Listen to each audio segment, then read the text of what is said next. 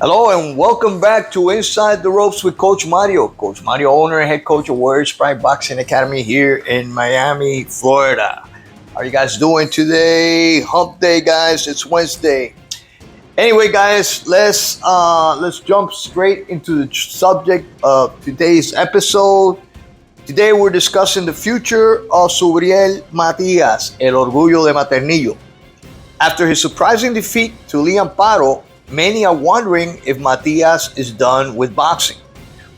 We'll explore why that might be the case, but also why it's crucial for him to get back on the saddle, fight high-caliber opponents, and reclaim his place in the sport. Subriel Matias was expected to make a statement against Liam Paro.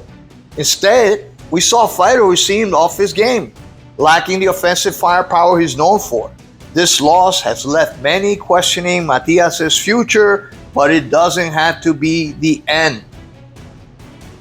Matias' decision to fight in Puerto Rico might have been more detrimental than beneficial to Matias. While filled with love and support, also presented numerous distractions for the former junior welterweight champion of the world. His ex-trainer Jay Najar mentioned that being in Puerto Rico for a week before the fight versus Faro totally consumed Matias. This highlights the challenges of training an environment that, while familiar, may not be conducive to the focus needed for high-stakes boxing. Matias' post-fight interviews have been telling. Instead of expressing a desired bounce back, he's shown a noticeable lack of passion for returning to the ring. At 33 years old, this is concerning. Boxing demands relentless dedication, and any hint of waning motivation can spell the end of a fighter's career at the elite level. Another significant factor is Matias' decision to part ways with his trainer, Jay Najar. Matias stated that he couldn't be away from his wife and children for so long to continue training in Jiquipilco, Mexico. While family is important, the demands of professional boxing often require sacrifices that Matias seems less willing to make at this stage in his career. Despite the challenges, it's crucial for Matias to get back on the saddle as soon as possible. To stay relevant in the discussion of fighting for a title again, he must face and convincingly defeat high-caliber opponents. Time is not on his side, and each day spent out of the ring is a day lost in the pursuit of greatness. Also, you got to think that Matias has not made the money that a lot of people think that he had the potential of making. You know, deciding to go back to Puerto Rico and training in Puerto Rico and parting ways with Jay Panda at this stage in his life might cost him opportunities for making a lot of money in the future. And as you all saw, that defeat with Liam Paro cost Matias potentially millions of dollars to be made on unification fights moving forward if he would have been successful against Liam Paro. So you have to understand, as a mature man, as a professional fighter, as someone who dedicates his life to this sport, he has done so for about 12 years, that there are sacrifices to be made. And you can suffer now like Muhammad Ali suffered now and live the rest of your life as a champion. He could sacrifice 6 months out of the year and train in Mexico and be away from his family 3 months at a time and continue pursuing fame, fortune, a title, and actually a solid financial situation for his family. Because right now, Matias has not made that much money. I don't think he has a plan B as far as what to do next if he hangs up his gloves, if he's done with boxing. What will Matias do in civilian life? What kind of work will he dedicate his time to? What kind of income is he going to be making for his wife and family? So if he really loves his wife and kids, this is something just personal, my own opinion. This is something that he should do instead of looking down, instead of feeling depressed and everything else, what he's shown on TV. I believe he should get back on the saddle again and continue pursuing and sacrificing these last years that he has in order to become successful. All right?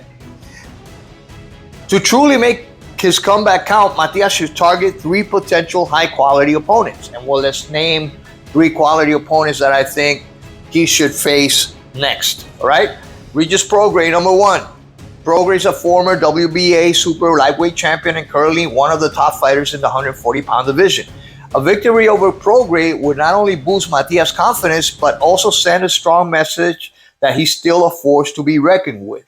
Prograis' aggressive style and durability would make for an explosive fight, one that could reignite Matias' fire and reestablish his status as a top contender.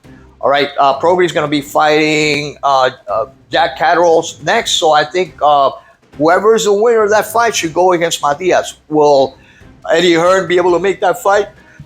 Hopefully he win, but Matias should stay busy and fight top level contenders, not pushovers or mediocre fighters, C level, B level. He's got to fight the cream of the crop right now in order to prove himself. Fight former champions like Jose Ramirez, for instance.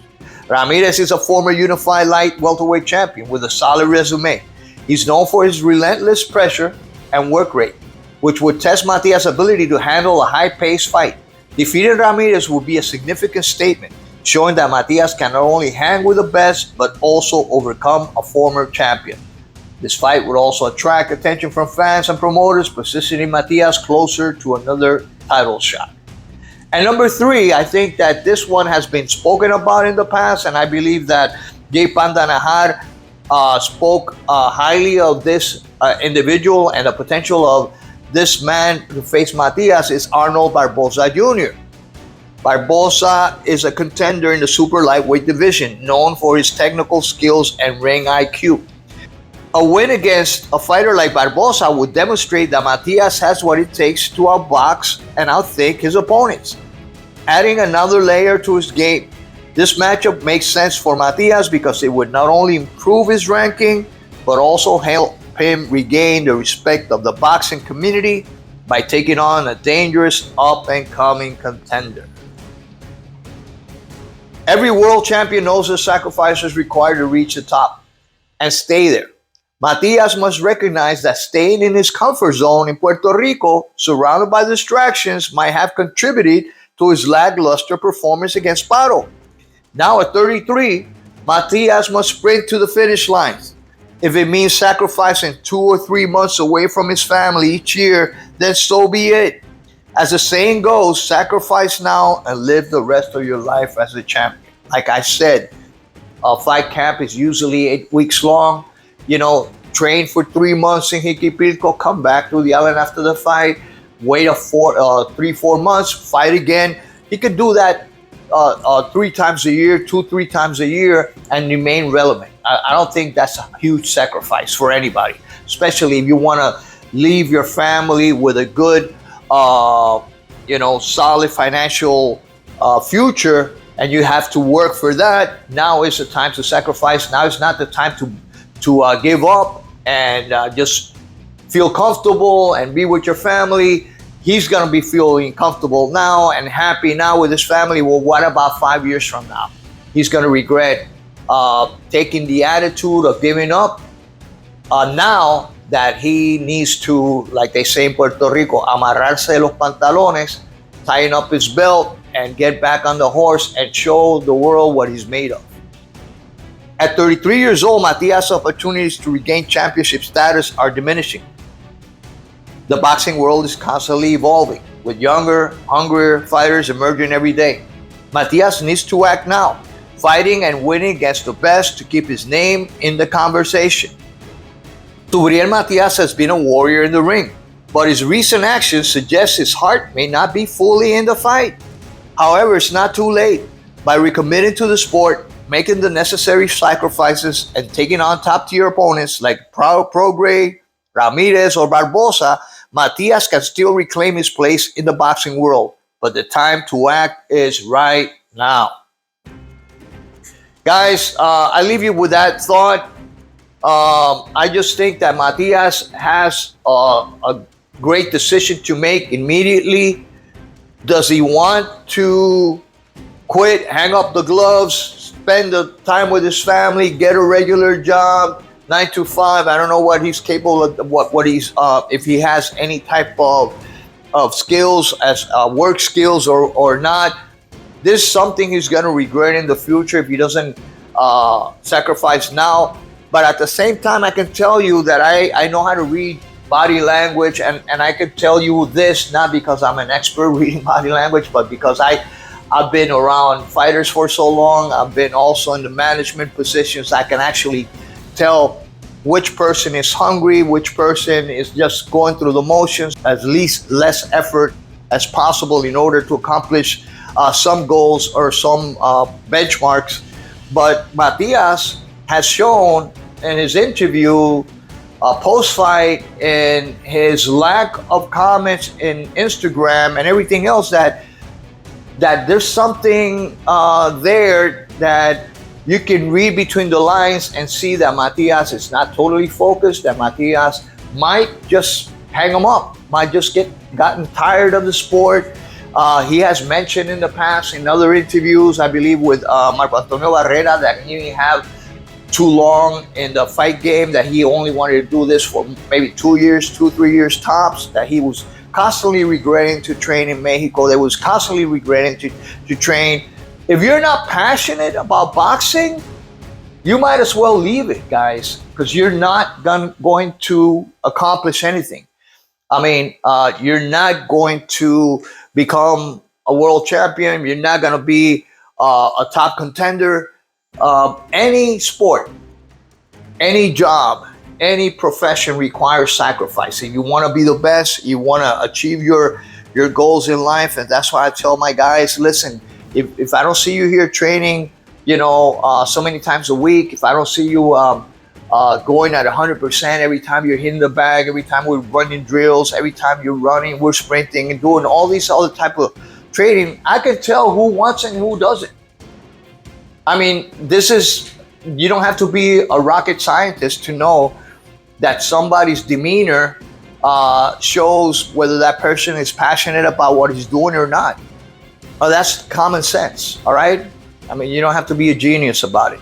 But in my opinion, I'll be honest with you, I want the best for Matias. I have been a fan of Matias since the beginning. You know that I made a lot of episodes regarding Matias.